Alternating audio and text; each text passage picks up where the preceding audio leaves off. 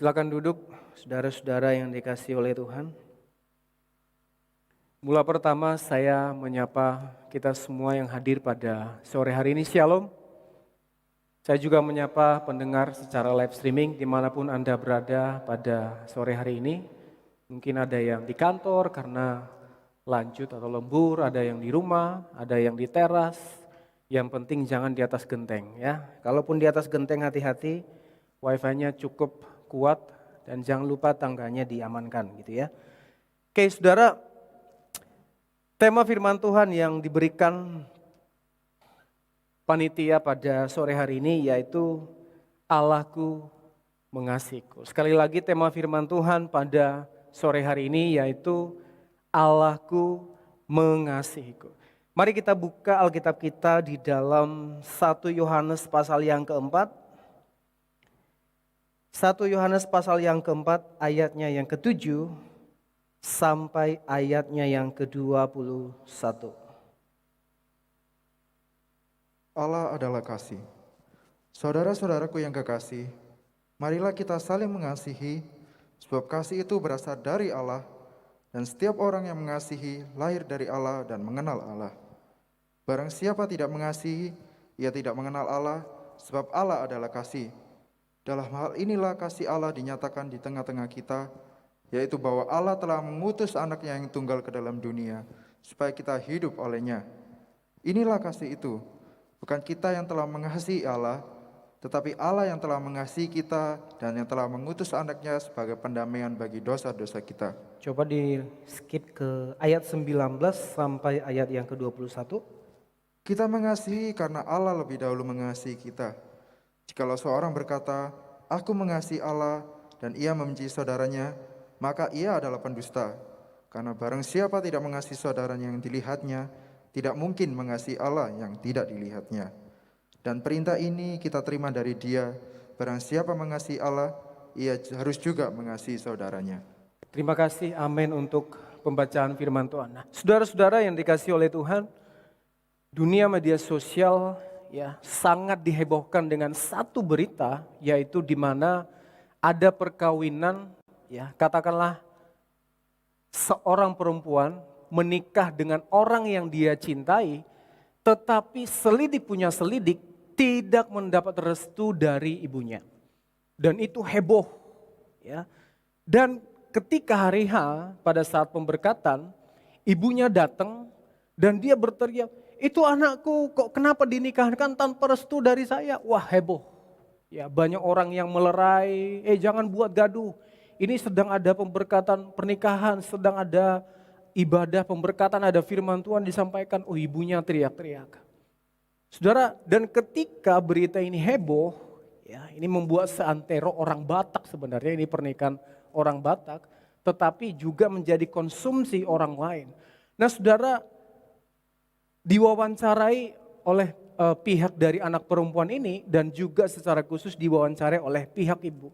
Siapa sebenarnya yang salah? Dari pihak ibu merasa bahwa dia tidak diinfo oleh keluarga si laki-laki dan dia dilarang untuk menjumpai anak perempuannya ini.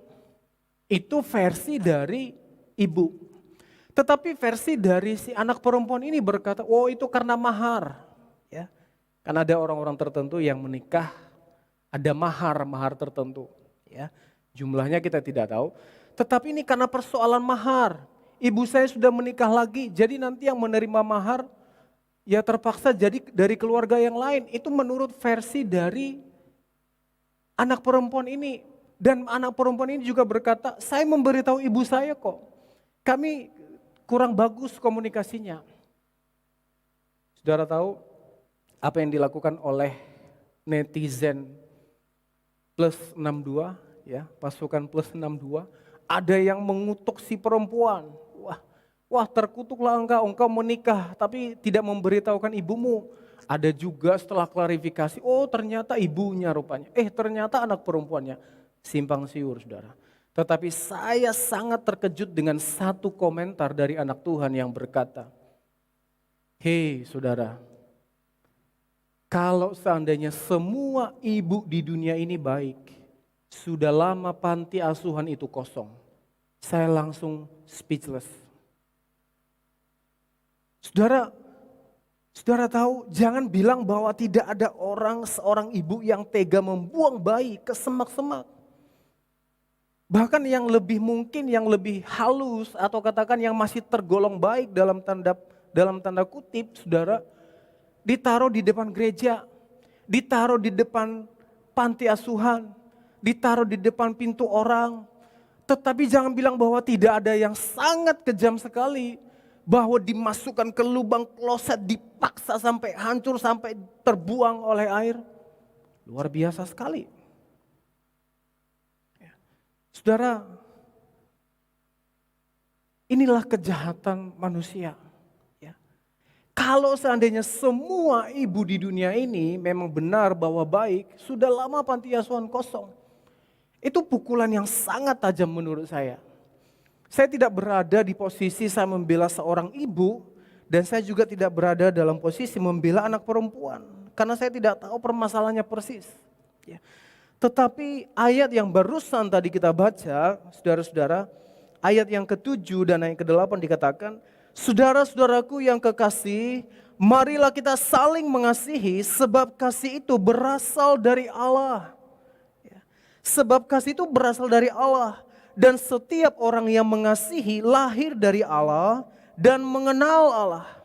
Ayat yang ke-8, barang siapa tidak mengasihi, ia tidak mengenal Allah sebab Allah adalah kasih. Nah saudara, saya memberikan poin yang pertama yaitu kasih adalah identitas Allah. Poin yang pertama, kasih adalah identitas Allah. Karakter Allah adalah kasih, baik perkataan dan perbuatan. Dan dia digerakkan oleh sifat kasih itu. Itu yang pertama saudara. Kasih itu asalnya dari Allah. Itu adalah kodrat Allah. Itu adalah jati dirinya Allah. Itu adalah hakikat Allah. Itu adalah keberadaan Allah. Itu adalah substansinya Allah, yaitu kasih. Profil seseorang sebenarnya akan terjelaskan, akan terlihat dari apa yang dia lakukan. Karena kasih adalah hakikat Allah, maka keberadaan secara keseluruhan dari sifat Allah adalah kasih. Sekalipun orang bisa melakukan apa yang berbeda dari apa yang dilakukan, tetapi tidak bagi Tuhan. Allah tidak bisa melakukan, mengasihi seseorang, tetapi di saat yang bersamaan Allah melakukan kejahatan. Itu dua hal yang sangat berlawanan dan itu tidak akan dilakukan oleh Tuhan, saudara. Jangan bilang bahwa di luar sana tidak ada aparat yang terlibat di dalam narkoba. Karena apa? Karena ada seseorang yang melakukan sesuatu tidak sesuai dengan profil yang dia miliki, tidak sesuai dengan karakter yang dia sandang, tidak sesuai dengan jas, tidak sesuai dengan seragam yang dia lakukan, saudara. Harusnya aparat menegakkan hukum, harusnya aparat tidak boleh tersandung narkoba dan seterusnya. Jangan katakan di luar sana tidak ada guru yang mencoreng dunia pendidikan. Jangan bilang tidak ada. Sekarang lagi heboh, ya kan? HP dibakar, wah itu bisa jadi kontra itu, saudara. Katakanlah di tempat yang lain. Tetapi bagaimana dengan orang tuanya? Kan bukan daun membeli HP, dibakar, ada yang dihancurkan sampai nangis pelajarnya. Wow, luar biasa sekali. Jangan bilang tidak ada wakil rakyat yang tidak mewakili keinginan rakyat. Ketika hendak pemilihan, oh pilihlah saya. Jangan pilih dia. Bukan ya. Bukan jangan pilih dia. Tetapi ketika sudah terpilih, wow. Korupsi di mana-mana dan seterusnya dan seterusnya. Mengapa setan dan iblis dia pekerjaannya membunuh, mencuri dan membinasakan? Karena memang jati dirinya iblis adalah jahat semata-mata. Karena memang kodrat iblis adalah jahat, ada kebencian di dalamnya, ada kebusukan di dalam karakter iblis.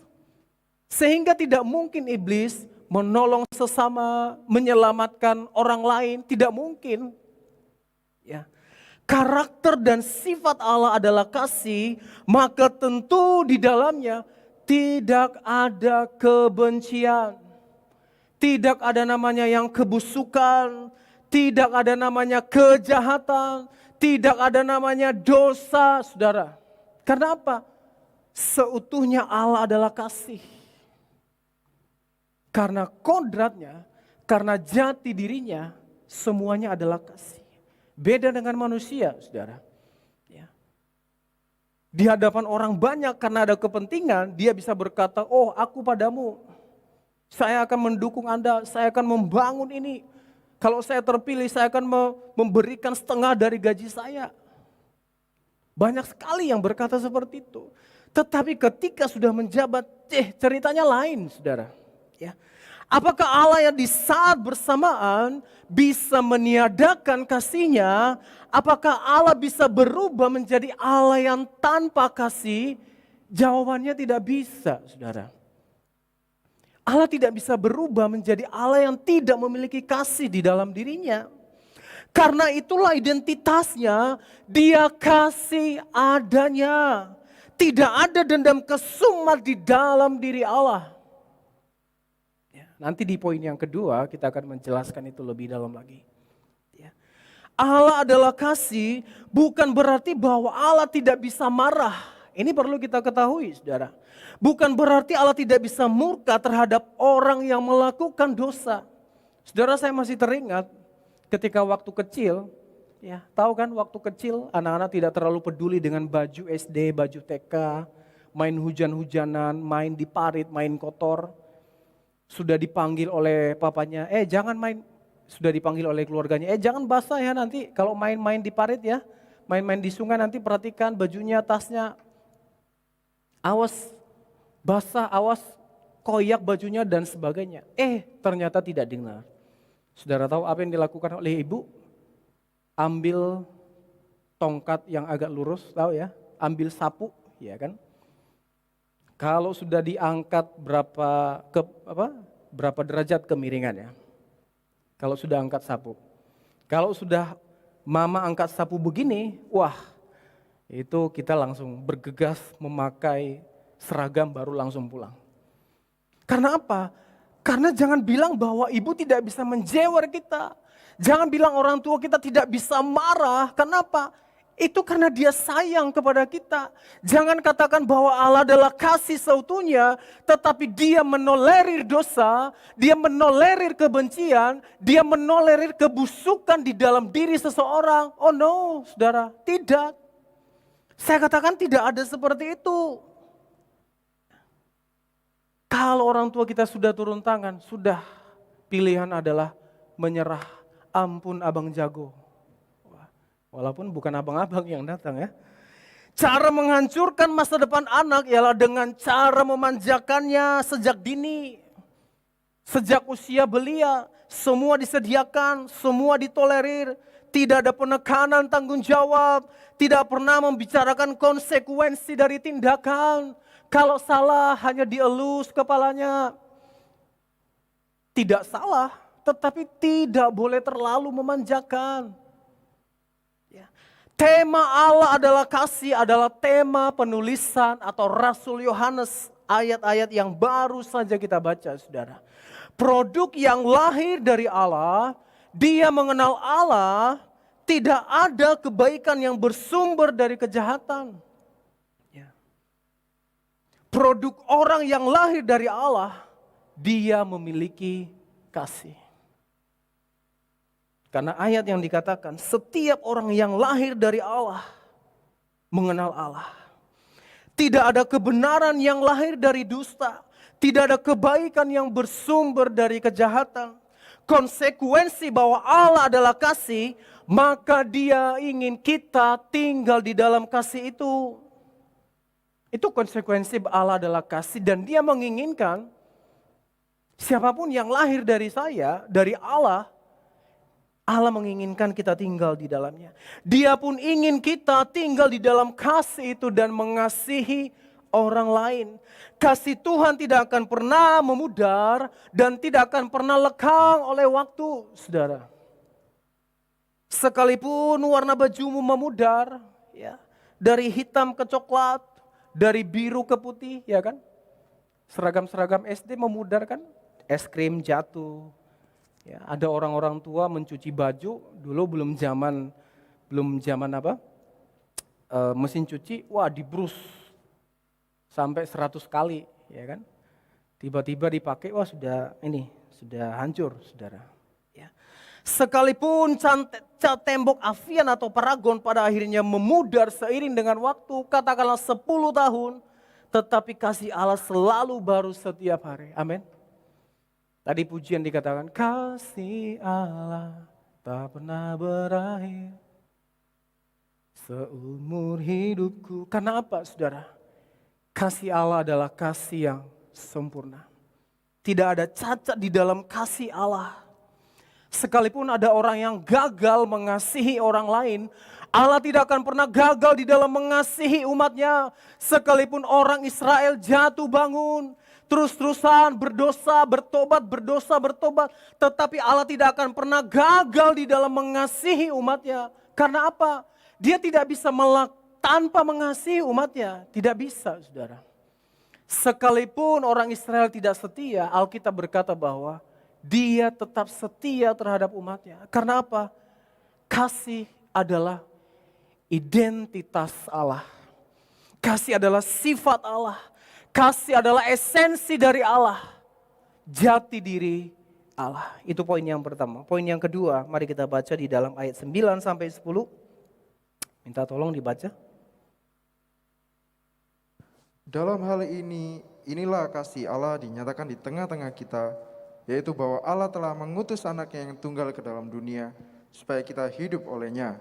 Inilah kasih itu, bukan kita yang telah mengasihi Allah, tetapi Allah yang telah mengasihi kita dan yang telah mengutus anaknya sebagai pendamaian bagi dosa-dosa kita.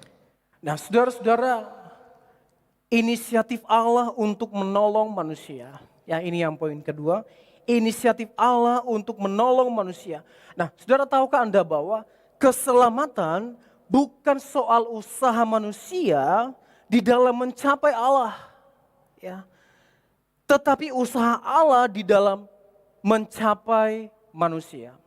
Kekristenan secara garis besar bukan soal usaha manusia di dalam mengenal Allah, meraih Allah atau menggapai Allah, tetapi usaha Allah di dalam menyelamatkan, menggapai manusia. Itu inti kekristenan.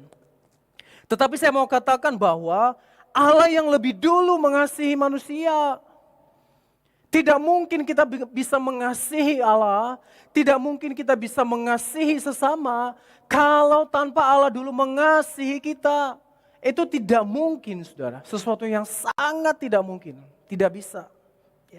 Kasih bukan saja soal perasaan, tetapi lebih kepada tindakan, perbuatan. Bukan hal baru lagi kalau ada barang yang kehilangan di dalam dunia ini. Bahkan sering kali saya guyon, aduh di mana ya barang saya? Aduh barang saya hilang. Saya hanya guyon ke dia, nggak ada yang hilang di dunia ini. Yang ada pindah tempat, saya bilang. Awalnya di sini, ternyata di kantong orang lain. Kira-kira seperti itu, saudara. Saudara, bukan hal yang baru lagi ada, dulu dosen saya berkata, ada kleptomania, tahu ya, kleptomania ya. Ini kelainan sebenarnya. Ya, ada barang-barang yang hilang secara tidak terdeteksi, ya kan? Bukan hanya pulpen, bukan hanya barang-barang sekolah, buku, mohon maaf, pakaian dalam pun hilang, saudara. Bukan karena ada maling jemuran, tetapi karena kleptomania. Dan dia tidak menyadari bahwa ini saya mencuri, kan begitu. Ketika punya selidik dibongkar lemarinya, sudah dari berapa tahun terkumpul semua barang-barang yang curian itu. Mungkin barang yang hilang itu tidak pernah ditemukan lagi. Sudah tidak pernah terpikirkan barang itu ya sudahlah, kenapa sudah hilang. Tidak pernah terpikirkan lagi untuk menemukan dan untuk mencarikan. Sulit untuk ditemukan dan sudah tergolong hilang entah dimanapun berada. Tetapi saya mau katakan bahwa manusia berdosa yang terhilang, Allah berusaha untuk menemukannya, saudara. Sekalipun itu sudah orang tidak pernah peduli lagi, orang tidak pernah melihat loh, itu orang jahat di sana. Wah, semoga dia mati deh, sudah disumpahi orang banyak. Orang sudah khawatir dengan perbuatan dosanya, sudah dikutuk sejuta umat. Tetapi saya mau katakan bahwa Allah tetap mencari manusia. Manusia berdosa jelas adalah orang yang terhilang, saudara. Jatuh, sesat, tidak tahu arah jalan pulang. Ya. Dan dia bagaikan butiran debu. Ya. Saudara, makanya Bang Toyib gak pulang-pulang, jangan-jangan karena dia sesat, saudara. Gak tahu jalan pulang. Sehebat apapun ilmuwan di dalam hasil riset dan penemuannya, ia tidak akan pernah mencoba mencari orang berdosa. Tidak ada untungnya, saudara. Buang-buang tenaga, salah alamat. Tidak ada orang ilmuwan yang meneliti orang berdosa. Tidak ada, saudara. Bukan gaweku, orang urusanku, mbak. Ya. Orang urusanku, mas. Orang berdosa bukan bidang saya. Tetapi Allah di dalam kesadarannya, dia tahu siapa kita, saudara. Ia memutuskan bukan saja mencari, tetapi menemukan orang berdosa. Dia menemukan kita, tetapi ia memutuskan mengasihi kita dengan nyawanya, saudara. Karena apa? Karena bukan soal manusia yang berusaha untuk mencapai Allah. Makanya saya katakan bahwa keselamatan adalah anugerah. Itu benar apa adanya, saudara. Bukan soal usaha, karena apa? Bukan kita yang naik ke surga, saudara. Bukan kita yang mendorong Yesus naik ke salib. Ayo Yesus silakan naik ke salib. Dia yang dengan rela di dalam Filipi yang kedua, dia taat seperti hamba, bahkan taat sampai mati, saudara. Untuk apa dia lakukan semua itu? Kalau bukan karena untuk orang berdosa yang sudah gagal, yang sudah jatuh. Allah yang terlebih dahulu mengasihi kita. Ia mengasihi kita bukan karena kita sudah benar, saudara. Ia mengasihi kita bukan karena kita sehat, bukan karena kita kuat, bukan karena kita dalam keadaan baik-baik saja. Saudara coba dibaca Roma 5. Roma 5 ayat 6 sampai 10. Coba.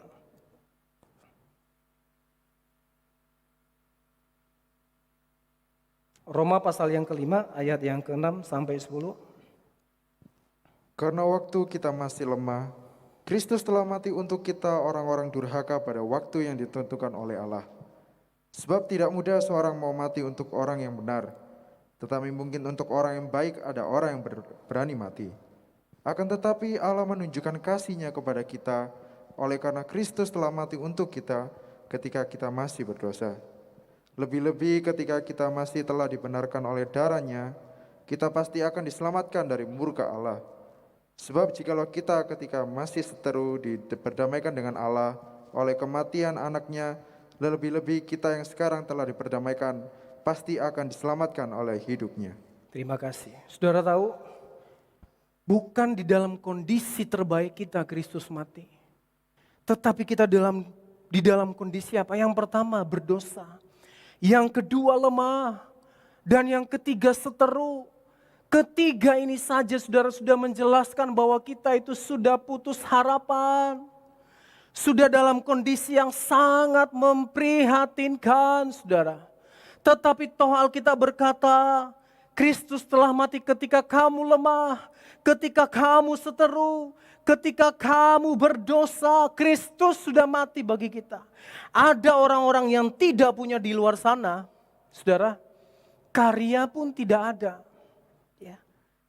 Biasanya ia adalah orang-orang yang diabaikan, bukan? Sudah tidak punya apa-apa, tidak punya prestasi, miskin. Saudara, dia adalah orang biasanya orang-orang yang dijauhi. dia dilupakan, dia dijauhi, lebih kejamnya lagi dimusuhi, dilaknat kata orang lain, saudara. Tetapi akan lain ceritanya kalau dia berprestasi, ya kan? Kalau dia kaya, kalau dia sukses, kalau dia tajir melintir, kalau dia terkenal, kalau dia jadi artis, kalau tiba-tiba ada durian runtuh dalam hidupnya, tiba-tiba kaya, satu persatu akan mengaku jadi keluarga, saudara. Halo bro, siapa ya? Kenapa saudara? Karena itu biasa di luar sana, saudara. Satu persatu akan mendekat. Mungkin seseorang dapat warisan 30 hektar kelapa sawit. Mungkin dapat warisan kebun karet atau kebun jeruk. Tetapi tahukah Anda bahwa Kristus mendekati kita. Kristus traveling ke bumi. Berjalan menembusi dunia yang kotor ini. Hanya untuk mencari orang berdosa, saudara. Karena Allah bukan mencari orang benar. Dia menggambarkan dirinya seorang dokter yang menyembuhkan orang sakit. Itu Kristus. Kristus benar-benar secara sadar, bukan dengan paksaan. Dia sengaja menarget kita, saudara. Dia sengaja menyasar kita. Dia sengaja membidik orang berdosa. Secara jelas, dia tidak mau meleset. Saya datang untuk mencari engkau, orang berdosa.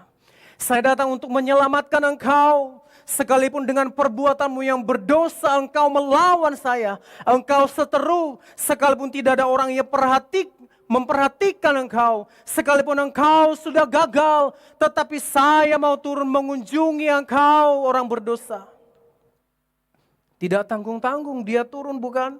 Dia menerobosi, dia menembusi dunia yang gelap dan yang telah korup ini di mata Tuhan. Ia adalah dokter yang Yesus katakan bahwa aku akan menyembuhkan engkau. Banyak ajang pencarian bakat di tingkat nasional dan internasional, saudara. Saudara tahu? Ada dunia tarik suara, ada dunia kuliner, ada dunia permodelan, ada X Factor, Indonesian Idol, ada pencarian bakat apa lagi? Banyak di stasiun televisi swasta, internasional juga. Tetapi tidak satupun yang pernah ajang pencarian bakat mencari orang berdosa. Dicari orang berdosa. Tidak ada semacam itu, saudara. Mana ada pencarian bakat. Dicari orang yang gagal. Dicari orang yang sesat. Dicari orang yang jahat. Dicari orang yang brutal. Dicari orang yang beringas. Tidak ada, saudara, saya katakan bahwa tidak ada semacam itu. Hanya Kristuslah yang mencari Anda dimanapun Anda berada. Di dalam segala kegagalanmu, di dalam segala tidak ada harapan di dalam dirimu, di dalam segala penyakitmu, mungkin orang lain mengabaikanmu. Kristus mencari engkau, orang berdosa. Alkitab saya ngomong di dalam 1 Yohanes 4 ayat 10. Inilah kasih itu, bukan kita yang telah mengasihi Allah, tetapi Allah yang telah mengasihi kita dan yang telah mengutus anaknya sebagai pendamaian dosa-dosa kita. Di manakah kasih itu, saudara-saudara? Apakah dia di gunung sana? Apakah dia di laut sana? Apakah dia jauh di kedalaman sana, jauh di sana? Tidak, saudara. Kasih itu berada di dalam Allah. Oleh sebab itu setiap orang yang lahir dari Allah mengenal Allah. Saudara tahu inisiatif untuk menyelamatkan, untuk menolong manusia datang dari Allah. Yohanes 3:16 sebenarnya terjemahan terbaik, bukan karena begitu besar. Banyak terjemahan Inggris yang berkata, "For God so loved the world." Karena Allah sangat mengasihi dunia. Sebenarnya ayat ini paralel dengan apa yang dikatakan di dalam ayat yang ke-10. Ayat yang ke-11. Saudara-saudaraku yang kekasih, jikalau Allah sedemikian mengasihi kita, maka haruslah kita juga saling mengasihi. Karena apa saudara? Jangan tanya Tuhan tunjukkan kasih-Mu. Jangan tanya di mana kasih-Mu Tuhan, tolong kasihi saya. Tuhan berkata, saya telah mengasihi engkau. Saya telah mengorbankan nyawa saya untuk engkau. Untuk kita yang lemah, untuk kita yang berdosa, kita benar-benar sudah punya harapan. Karena apa? Kehadiran Allah mewarnai seluruh kehidupan kita. Sekalipun engkau dilupakan, sekalipun hatimu sebenarnya gampang rapuh karena perlakuan orang-orang yang tidak secara adil memperlakukan engkau. Sekalipun mungkin tidak ada Silver Queen atau Cadbury di dalam hari Valentine mungkin. Tidak mengapa saudara. Sekalipun engkau sudah terbiasa jauh dari kasih sayang, kurang diperhatikan, sakit dibiarkan, kurang disayang karena anak bontot. Sehingga apa? Timbul rasa sakit hati. Karena persoalan sepele saja, jangan bilang anak tidak bisa kabur dari rumah saudara. Apalagi karena dia bertengkar dengan kakaknya tidak dibela. Wah, jangan bilang tidak ada seperti itu saudara. Saya mau katakan kasih Allah cukup untukmu. Kasih Allah cukup untuk kita semua. Amin saudara. Kasih Allah cukup untuk kita saudara. Karena Ia sudah memberikan yang terbaik. Dengan cara yang terbaik. Kepada orang yang terbaik yaitu saya dan saudara. Sekalipun label kita adalah orang berdosa. Tetapi Dia cinta kita. Dia sayang kita. Dia mengasihi kita. Oleh sebab itu Dia berinisiatif untuk menolong kita saudara. Karena Allah mengasihi kita. Tidak ada kasih yang lebih hebat dari kasih Allah. Sekalipun orang memalingkan wajahnya dari kita, tidak pernah memedulikan kita. Allah memalingkan wajahnya kepada Anda. Allah mau menyelamatkan. Allah mau turun. Allah mau menemukan engkau yang bergelimang di dalam dosa. Karena apa? Karena Tuhan mengasihi kita. Tidak ada kata yang terbaik dari itu, saudara. Tidak ada pernyataan yang terbaik selain Allah mengasihi orang berdosa. Poin yang ketiga, mari kita baca ulang lagi ayat 19 sampai ayat yang ke-21.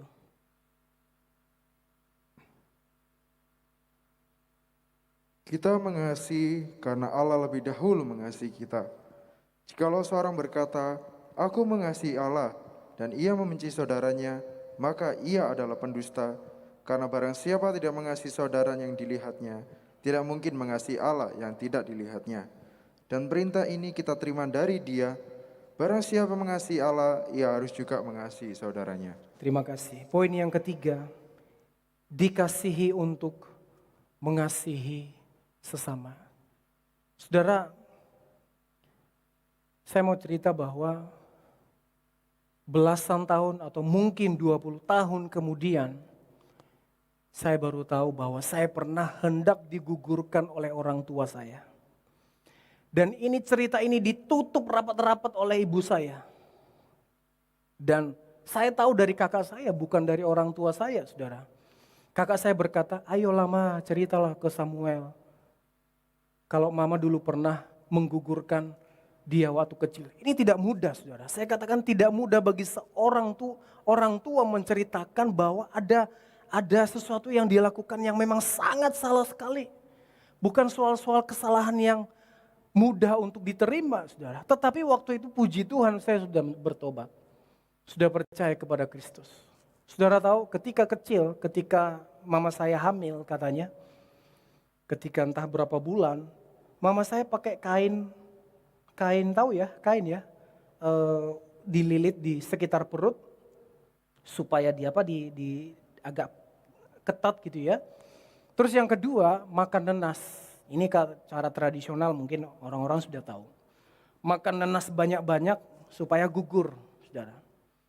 Dan ketika kakak saya menceritakan ini, saya bingung gitu loh. Iya Tama, mama pernah menggugurkan saya, mama saya diam. Saudara tahu, saya tidak berkata dalam mulut saya, untung saya sudah menjadi Kristen. Untung Kristus sudah menyelamatkan saya, kalau tidak saya tidak mengampuni mama. Saya tidak pernah berkata seperti itu, saudara. Tetapi saya mencoba membayangkan, meresapi, mencerna baik-baik cerita ini.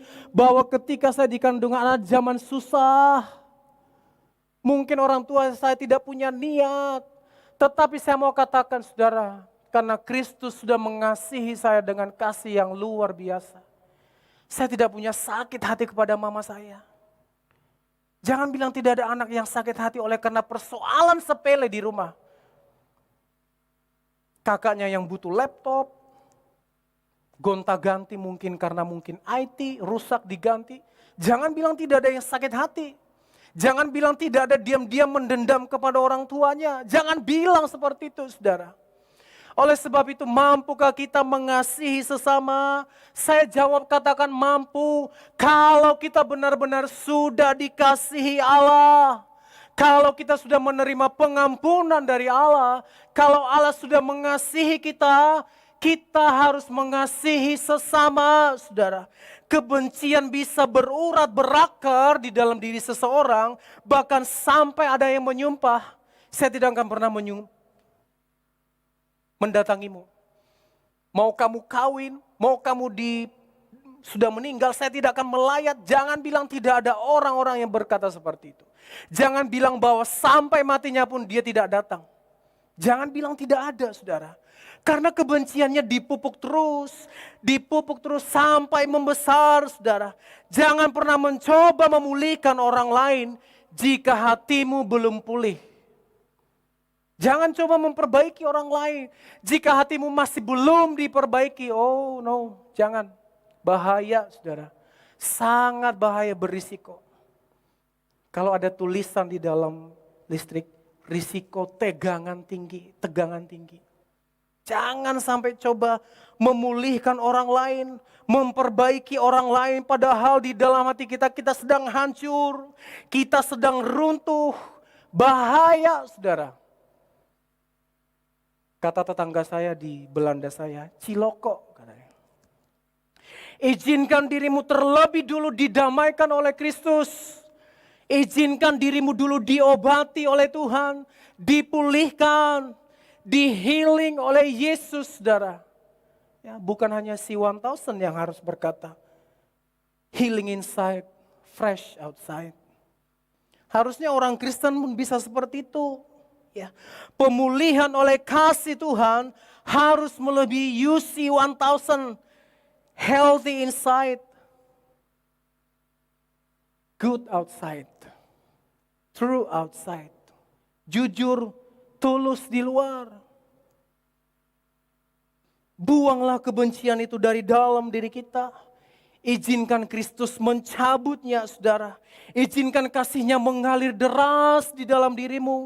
Izinkan kasih-Nya membanjirimu. Izinkan kasih-Nya melimpahi dirimu, saudara. Ada banyak orang di luar sana yang luar biasa menjelaskan Tuhan. Ada banyak orang di luar sana yang bisa mempresentasikan tentang Tuhan secara luar biasa. Top, Marco top, Jos, luar biasa. Tetapi ada orang juga yang gagal di dalam menceritakan apa yang diperbuat oleh Tuhan di dalam dirinya. Saudara, saya mau katakan, meskipun engkau pintar bercerita tentang Tuhan, pintar berkata-kata tentang Tuhan, jangan sampai engkau gagal menceritakan apa yang Dia perbuat di dalam dirimu. Cukup engkau katakan kepada Tuhan, Tuhan terima kasih. Engkau sudah menyelamatkan saya. Engkau sudah menolong saya. Engkau sudah mengampuni saya. Presentasikanlah kasih Allah di dalam orang lain. Di dalam hidup orang lain dan orang terdekat kita. Sekelas apakah keilmuan Rasul Paulus, saudara, untuk zaman sekarang ini? Dia menuliskan banyak surat. Saya katakan sekelas profesor loh. Sekelas profesor seorang Paulus sebenarnya kalau dia hidup sampai di sini. Tetapi tahukah Anda bahwa dia tidak gagal di dalam menceritakan, dia tidak gagal di dalam menjelaskan apa yang Tuhan perbuat di dalam dirinya. Di dalam 1 Timotius 1 ayat 15 dan 16 berkata, aku yang paling berdosa diselamatkan, aku yang paling berdosa diampuni. Paulus tidak berkata, oh saya baik, saya luar biasa baik, saya dulu orang yang mengasihi Tuhan. Tidak. Dia berkata, saya orang berdosa. Karena dia tidak gagal di dalam menjelaskan apa yang Tuhan perbuat di dalam dirinya. Mungkin engkau sudah gagal, mungkin orang tidak tertuju kepadamu, tidak terlalu terlihat, saudara. Mungkin spirit hidupmu sudah menurun, mungkin nilaimu sudah anjlok, tidak punya mimpi di masa depan, hidup mengalir begitu saja, tidak memutuskan untuk melayani, bahkan yang lebih mengerikan, tidak memutuskan diri, tidak beribadah, leave group, blok kontak, dan memberi yang lain, saudara. Tetapi saya mau katakan, kalau Anda melakukan kondisi-kondisi di atas sebutkan, saya mau katakan bahwa Anda belum mengalami kasih Allah. Hiduplah di dalam kasih Allah. Justru itulah ia datang ke dunia. Ia menghampiri saya dan saudara. Ia memeluk kita. Ia mendekap kita. Ia meraih kita. Ia menggapai tangan yang sudah melemah dan tanpa pegangan hidup itu. Dengan kasih-Nya yang luar biasa. Sebab apa? Sebab hanya kasih Allah yang bisa memulihkan kita. Dikasihi untuk mengasihi sesama. Mungkin pintu orang lain tidak terbuka lebar bagi kita, saudara. Tetapi saya mau katakan bahwa pintu Tuhan terbuka 24 jam sehari, 7 hari dalam seminggu. Setiap hari, setiap saat, kasih Tuhan terbuka. Kasih Tuhan selalu melawat kita. Kenapa, saudara? Karena Allah mengasihi kita. Amin. Allah mengasihi. Yang pertama, kasih adalah identitas Allah. Yang kedua, inisiatif Allah untuk menolong kita. Dan yang ketiga, dikasihi untuk mengasihi sesama. Amin untuk firman Tuhan.